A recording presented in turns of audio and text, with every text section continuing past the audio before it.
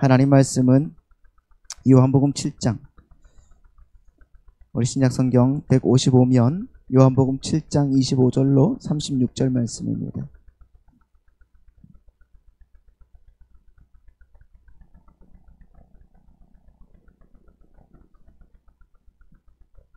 요한복음 7장 25절로 36절 말씀 제가 봉독해 드리겠습니다. 예루살렘 사람 중에서 어떤 사람이 말하되 이는 그들이 죽이고자 하는 그 사람이 아니냐. 보라, 드러나게 말하되 그들이 아무 말도 아니하는도다. 당국자들은 이 사람을 참으로 그리스도인 줄 아는가.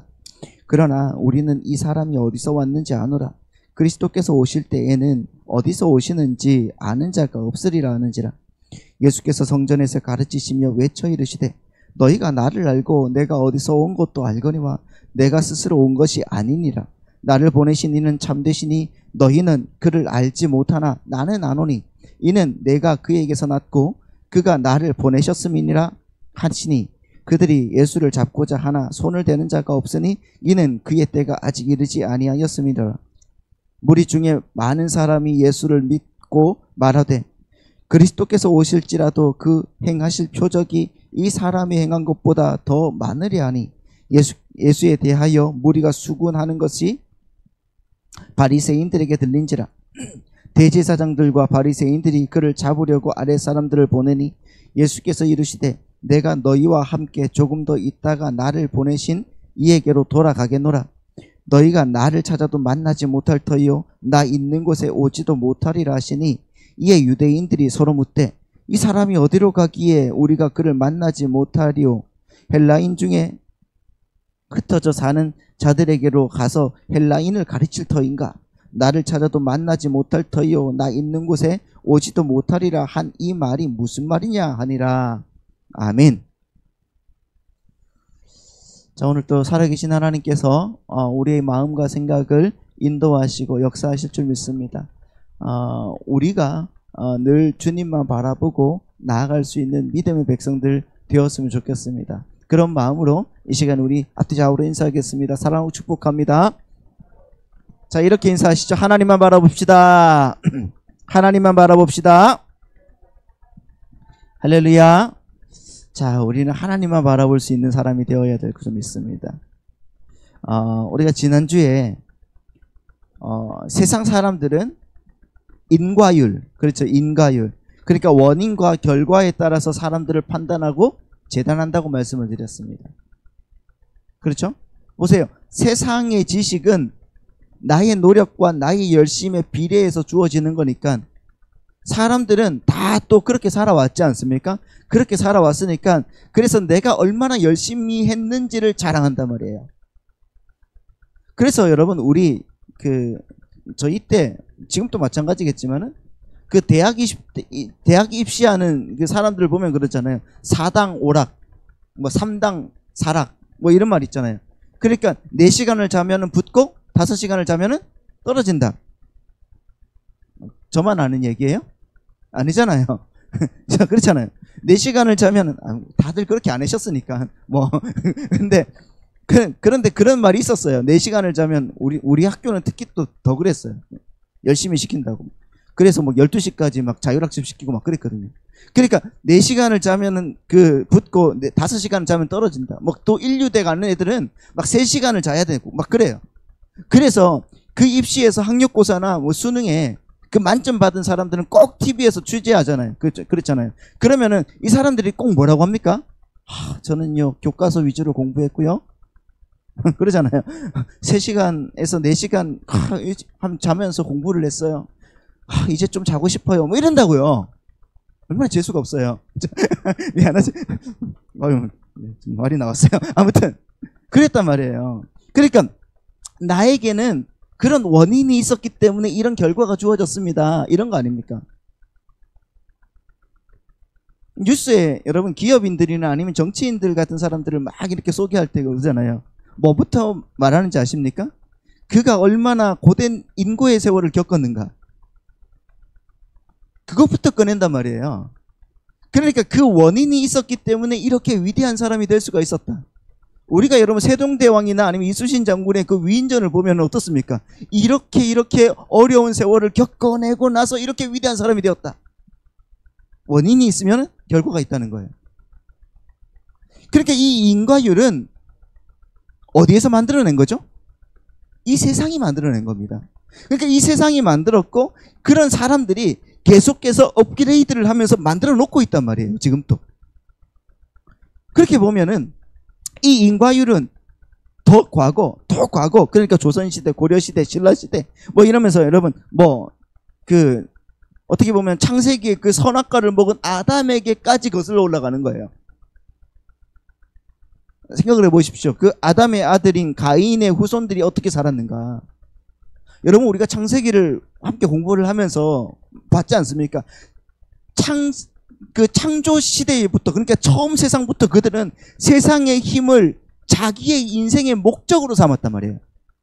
그렇게 갔단 말입니다. 그렇다는 것은 그렇게 세상의 힘을 인생의 목적으로 삼아서 사는 자들은 원인과 결과 그러니까 인과율에 얽매여서 산다는 것을 예수님의 그 겉모습과 배경을 근거로 예수님을 판단했던 유대인들의 모습이 바로 그 모습이었단 말이에요. 그러니까 여러분 보십시오. 이 사람들은 모두 다 하나님의 은혜를 알지 못한 사람의 표본이다. 이렇게 주님께서 말씀하시죠. 하나님을 섬긴다고 하면서도 진정으로 하나님을 알지 못하는 자들은 자기들의 그 노력한 만큼 결과가 주어지는 것이 진리라고 확신하는 거예요. 그렇지 않습니까? 그래서 여러분 한번 생각을 해보세요. 나 왜 이렇게 안 되지?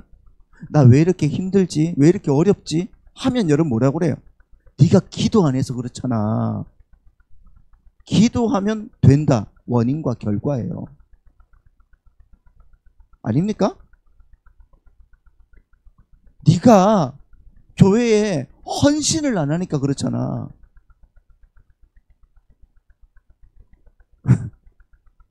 지금 제가 딴 말하고 있는 거 아니죠?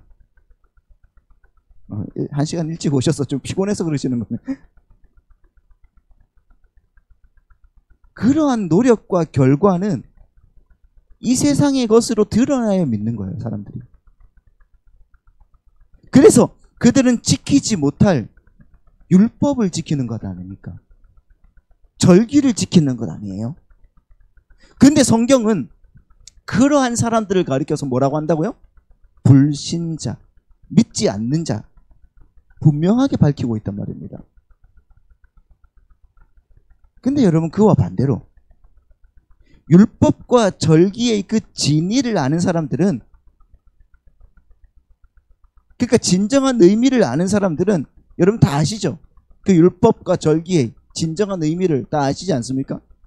그런 율법과 절기가 무슨 의미인지 그걸 아는 사람들은 그 모든 것이 하나님의 은혜로부터 주어졌던 것임을 알게 되니까 그 은혜를 의지하고 그 은혜에 순종하게 되고 하나님의 그 은혜가 주어지는 것, 은혜에 의해서 주어지는 것은 이 세상의 떡이 아니라 그럼 뭐라고요? 하늘의 떡인 영생이라는 것을 안단 말입니다. 그래서 그들은 자기의 영광이 아니라 하나님의 영광을 위해서 살게 되는 거예요. 하나님의 기뻐하시는 삶을 살기 위해서 이제는 예전에는 가짜 열심을 냈는데 이제는 진짜 열심을 내게 되는 겁니다.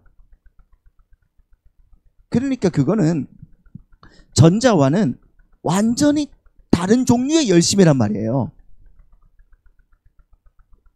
같은 열심이라고 치부하지 마십시오. 그건 완전히 다른 열심이에요. 그들을 가리켜서 성경은 믿는 자라고 말하는 거예요. 오늘 본문에서도 계속적으로 그런 말입니다. 그렇게 율법의 외향을 형식적으로 지키면서 자기 영광과 자기 자랑만을 위해서 사는 자들이 어떻게 하나님이신 예수 그리스도를 배척하게 되는지에 관한 그 이야기가 여러분 이 7장에 여러 에피소드로 이렇게 그려지고 있는 거예요. 우리에게 가르쳐주고 있단 말입니다. 근데 여러분 오늘은 이 25절에서 27절, 그러니까 25절에서 한 30절의 말씀을 우리가 위주로 생각을 해보겠는데요. 한번 보십시오. 25절부터 보겠습니다. 27절까지.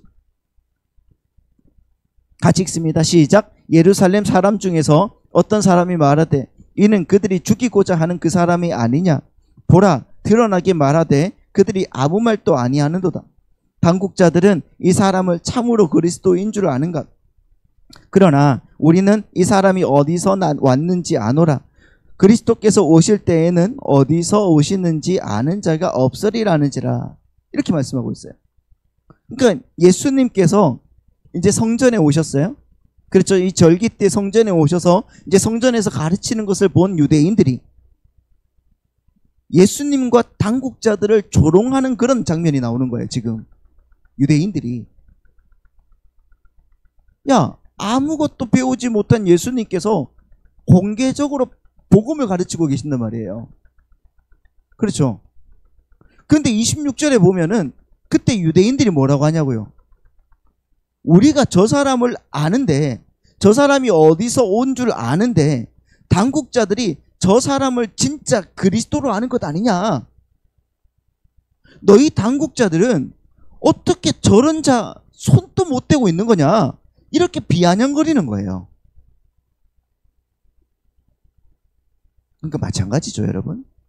예수님의 그 배경과 겉모습만으로 그분을 판단하는 세상의 힘을 추구하는 사람들의 그 특징이 그대로 지금 드러나고 있는 거예요. 그때 주님께서 그들에게 대답하십니다. 뭐라고요? 28절. 자, 28절, 29절 시작. 예수께서 성전에서 가르치시며 외쳐 이르시되 너희가 나를 알고 내가 어디서 온 것도 알거니와 내가 스스로 온 것이 아니니라. 나를 보내신 이는 참되시니 너희는 그를 알지 못하나 나는 아노니 이는 내가 그에게서 났고 그가 나를 보내셨습니다. 이렇게 말하고 있습니다. 여러분, 이 말씀이 무슨 말이에요? 이 말씀은 유대인들이 알고 있는 그것이, 그들이 안다고 하는 그것이 얼마나 얄팍하고 잘못된 것인지를 지금 주님께서 지적해 주고 있는 거예요. 너희가 나를 안다고 하는데 너희가 나에 대해서 알고 있는 것은 모두 다 이 세상의 세계관과 가치관이라는 그 안경을 통해서 왜곡한 것들, 왜곡된 것들이라는 것을 의미하는 거예요. 너희들은 지금 왜곡된 것들만 보고 있는 거야. 근데 그게 진리인 줄 알지. 너희가 나를 안다고? 아니야, 너희들은 나를 몰라. 이렇게 얘기하는 것입니다. 말씀하시는 거예요. 여러분, 이 세상적 세계관과 이 세상적 가치관을 통하여 예수님을 바라볼 때 여러분, 그분은 결코 메시아일 수가 없어요. 맞습니까? 그렇지 않습니까?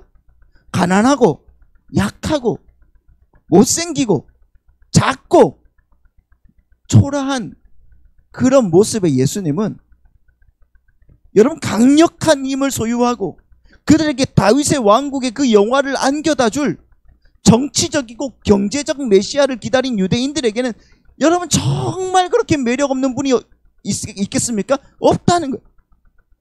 매력이 없는 분이세요. 다른 말로 뭡니까?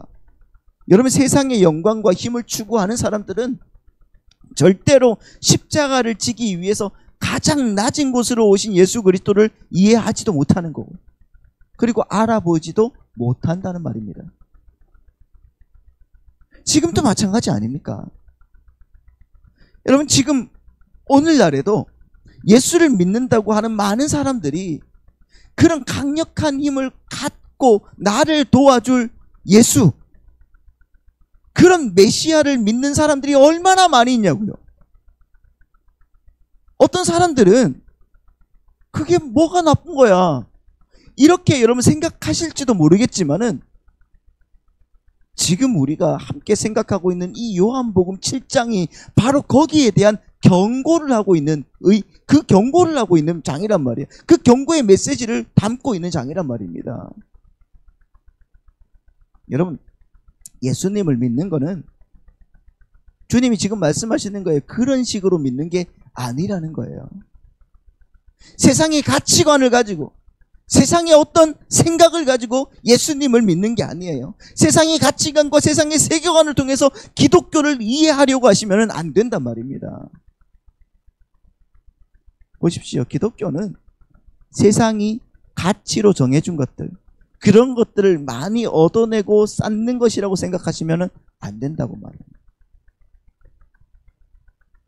왜요? 세상은 일관성이 없거든요. 여러분, 일관성이 없는 것은 정말 가치가 있는 게 아니란 말입니다. 예를 들어 볼까요? 여러분, 언제부터 얼굴이 작고 키가 크고 다리가 긴 사람들이 미인과 미남이라고 했습니까? 언제부터? 여러분, 중세 때 미인들, 이런 사람들이 사진이나 그림들을 보셨습니까? 네? 전부 다 어떻습니까? 퉁퉁해요. 네? 그렇지 않습니까? 그때는 후덕한 게 가치였어요.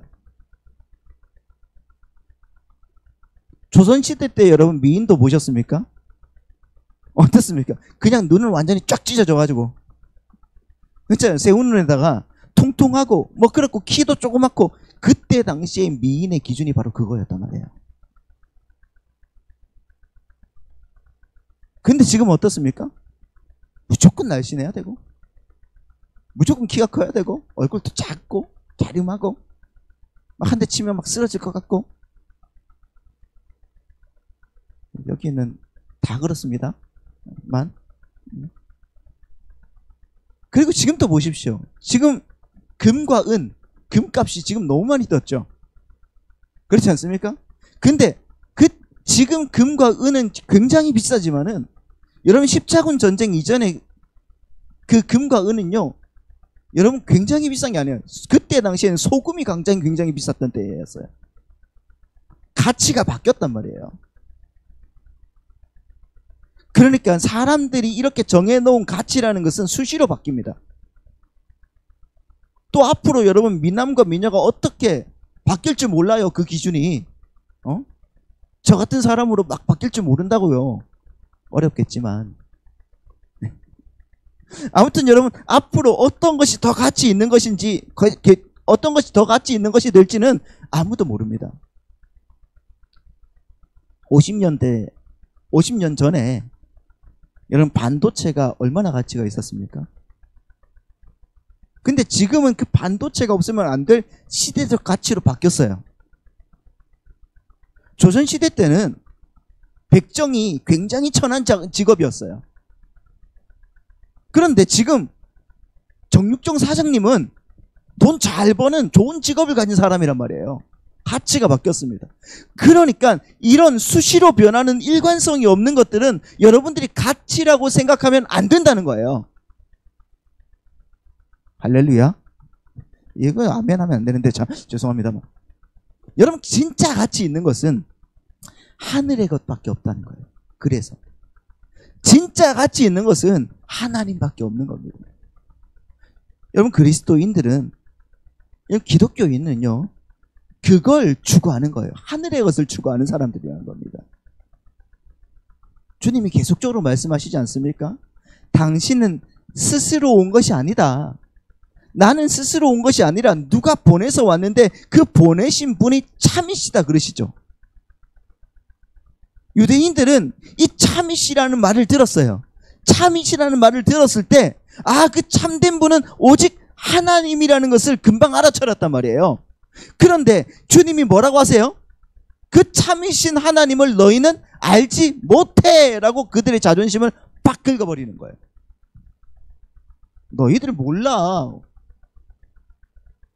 여러분, 유대인들의 그 하나님에 대한 그 열심은요, 그야말로 정말 대단한 것 아닙니까? 우리가 생각을 해봤을 때도 유대인들의 하나님에 대한 열심은 굉장하단 말이에요. 그런데 주님께서 그들에게 너희는 하나님 모른다 하면서 딱 잘라서 말해버리는 거예요. 그리고는 당신은 그분에게서 보내심을 받았기 때문에 당신만이 그분을 안다, 이렇게 얘기를 합니다. 이게 얼마나 자존심이 긁히는 일입니까? 얼마나 얄미웠겠어요, 주님이, 그 사람들이. 나는 안다고 생각했는데 야 너희들 모른다니까. 생각을 해보세요 여러분.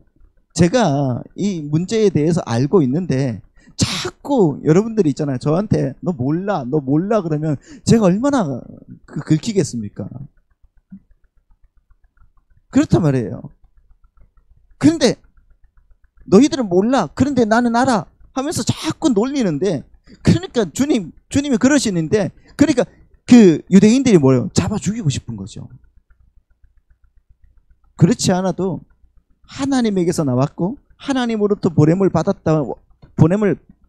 보내심을 받아 왔다는 그 자가 자기들의 그 기대를 송두리째 나는 세상에 떡을 주러 온 사람이 아니야. 하늘의 떡을 주러 왔어. 이렇게 기대를 송두리째 무너뜨려서 자기들이 속상해 죽겠는데, 거기다가 자신들의 그 최후의 자존심마저 그렇게 깔아뭉개버리니까, 이런 무시를 당하니까 그들의 기분이 좋겠어요? 나쁘겠습니까? 나쁘겠죠. 그러니까 당연히 죽이고 싶은 거예요. 그러니까 여러분, 세상의 힘을 추구하는 자들은 하나님을 섬기는 게 아니라 어떻게 한다는 거예요? 마지막에 하나님을 죽이는 자가 되는 거예요. 반드시 그렇습니다. 반드시. 그래서 그들은 하나님이 천국에 절대 보낼 수 없는 자들인 거예요.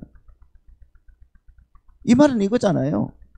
이 세상에서 예수의 이름을 부르면서 그 예수는 반드시 이 세상의 힘을 나에게 공급해 주어야 된다고 믿는 사람들은 반드시 예수님을 죽이게 되어 있다는 말이죠. 여러분, 기독교 신앙은 하나님 안에서 살기 위해서 나의 자랑과 나의 증명과 그리고 나의 영광과 나의 유익을 위해서 살던 그 나라는 그 존재가 깡그리 부인이 되고 하나님의 영광만 그렇게 오롯이 드러나는 게 기독교의 신앙이란 말이에요. 이것을 여러분 우리는 추구해야 된단 말입니다. 그렇다면 성도는요, 자기의 자존심이 깔아뭉개지고 내가 자꾸 부인되어지고 내가 오히려 무시되고 하나님의 크심이 그렇게 드러날 때 오히려 그때가 기뻐해야 될 때란 말이에요. 그런데 하나님의 말씀은 아랑곳하지 않고 내 자존심이 긁히고 내 자존심이 자꾸 밟히고 내가 자꾸 안 되는 것 같아서, 여러분 우리가 그렇게 슬퍼하고 있는 것 아닙니까?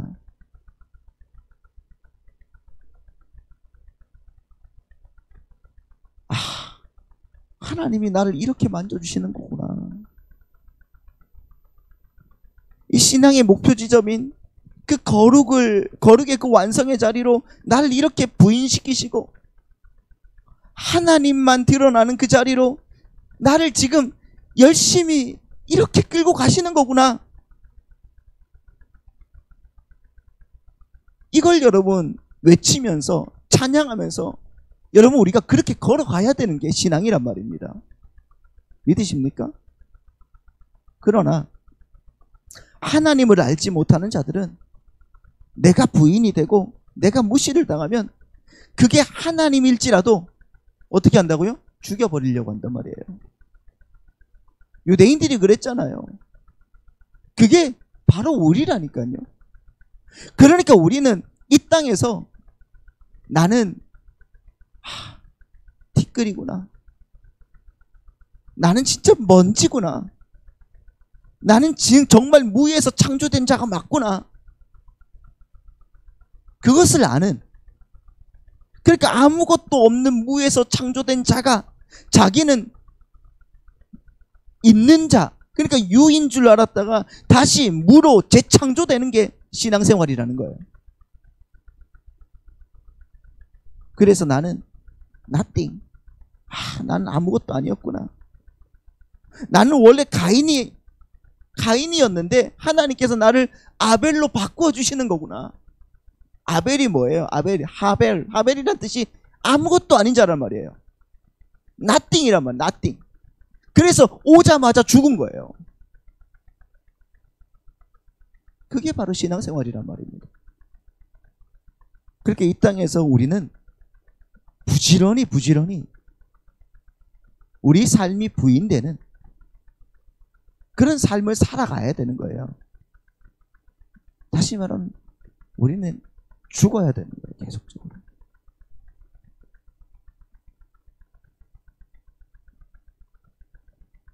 인상이 참 침울하십니다만 그렇게 되기를 소망합니다. 보십시오, 여러분. 출애굽할 당시에 이스라엘 백성들이 애굽에서 몇 명이 나왔습니까? 남자들만 60만 명이 나왔잖아요. 애굽에서 60만 명이 나왔어요. 그렇죠? 60만 명이 나와서 60만 명이 다 어디에서 죽었습니까? 광야에서 죽었어요. 다 광야에서 죽는 모습이 성경에서 그려지고 있어요. 그리고 새로운 60만 명이 가나안 땅으로 들어가더라는 거예요. 그러니까 우리는 이 광야 인생길에서 나를 죽이는 겁니다. 내가 자꾸 높아지고 드러나는 것, 그것을 죽이는 거예요. 오히려 내가 자꾸 낮아져야 됩니다. 그리고 나는 자꾸 하나님 앞에서 무시당해야 되는 거예요. 부인이 되어줘야 되는 거예요. 하나님이 아이고 귀엽다 오냐 이렇게 해줄 것만 같으세요? 아니란 말이에요. 내가 사랑하고 정말 존귀히 여기는 너를 정말 내가 오냐 이렇게 키워줄 것 같으세요? 아니란 말입니다. 하나님은 항상 우리를 끌고 다니시는 거예요. 하나님의 법칙으로. 하나님 나 이거 좋아 보이는데 줘요. 안 돼. 끌고 가시는 거예요. 끌고. 그러면서 여러분 천국 백성으로 만들어 가신단 말이에요.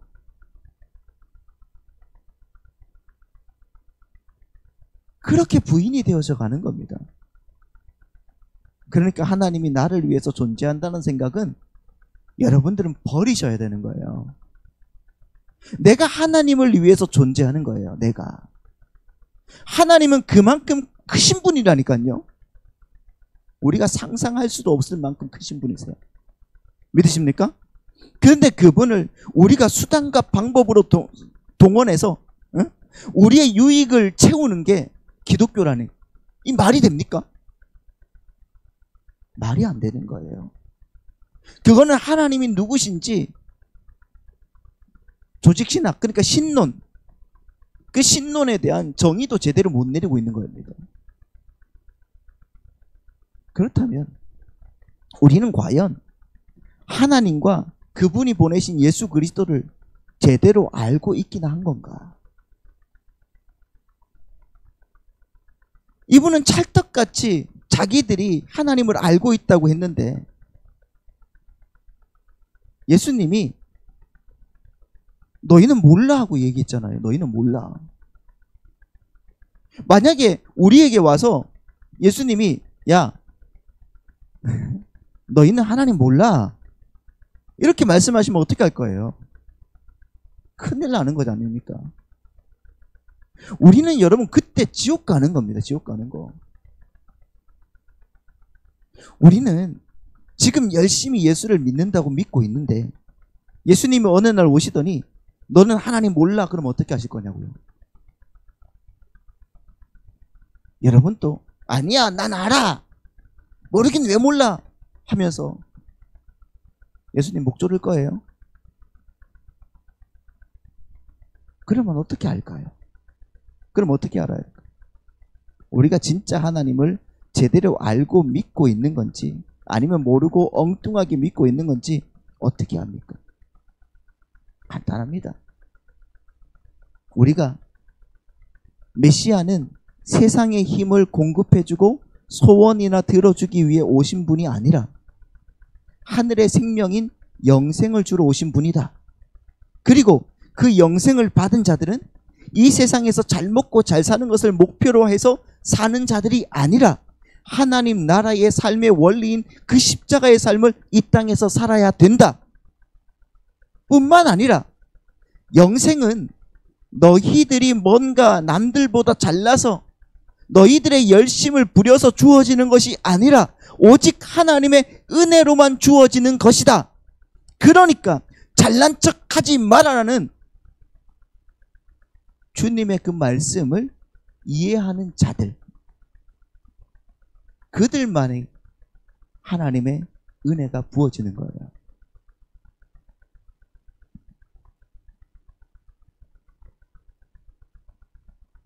여러분, 이런 설교를 듣고 참, 목사님 또 힘들게 하시네, 이런 생각을 하고 계시면은 안 됩니다. 오히려 즐거워할 수 있는 마음이 있기를 바랍니다. 제가 틀린 설교를 한 게 아니잖아요. 그런데 괜히 듣고 나는 못하겠다 이러면 안 됩니다. 하나님께서 여러분을 이끌어 가실 줄 믿습니다. 우리는 보내신 분의 말씀만 듣는 그리스도인인 겁니다. 예수님이 그랬잖아요. 나는 보내신 분의 말씀만 듣는 자다. 그리스도인은 똑같아요. 나를 보내신 분이 누구신지를 알고 그분의 말씀만, 하나님의 말씀 여기 있지 않습니까? 이 성경 말씀만 듣고 가는, 믿고 가는 백성이라는 것을 기억하시기 바랍니다. 그러기 위해서는 나의 영광과 나의 유익과 자랑과 나를 증명하기 위해서 신앙생활을 했던 그 삶을 우리는 계속적으로 청산해 가야 되는 겁니다. 신앙생활은 우리의 자존심으로 하는 게 아니에요. 내 자존심이 여러분 산산이 부서지더라도 예수님이 거기에서 드러나고 예수님이 존귀하게 되는 그걸 신앙생활이라고 하는 겁니다. 그러므로 신앙생활은 교회에서만 하는 게 아니에요. 교회에서는 다 천사 같잖아요. 혹여나 어떤 분은 약간 사자 같은 분도 계실지 모르지만은 그래도 안에 있으면 다 똑같아요. 하지만 예배당에서 받은 그 말씀을 가지고 교회된 내가 세상에서 그 예수의 삶으로 살아내셔야 됩니다. 이따가 소풍 가서도 마찬가지예요. 누가 살짝 어려운 말을 해도 저 사람 왜 저러냐? 이러지 마시고 네? 내 자존심 그거 받아줄 수 없지만은 예수님의 사랑으로 받아줄 수 있는 그 믿음으로 성장하는 게 바로 신앙생활이라는 겁니다. 믿으십니까? 그러니까 우리 성도님들 이 세상 사람들 앞에서 자꾸 드러나려고 하지 마시고 센 척하려고 하지 마시고 센 척하려고 했던 것들을 그것보다 예수님이 어떤 분이신지를 보여주는 그런 삶으로 변화되기를 바라고 축복합니다. 그래서 주님이 존귀케 되는 우리의 성도님들의 삶이 되시기를 예수님의 이름으로 축원합니다.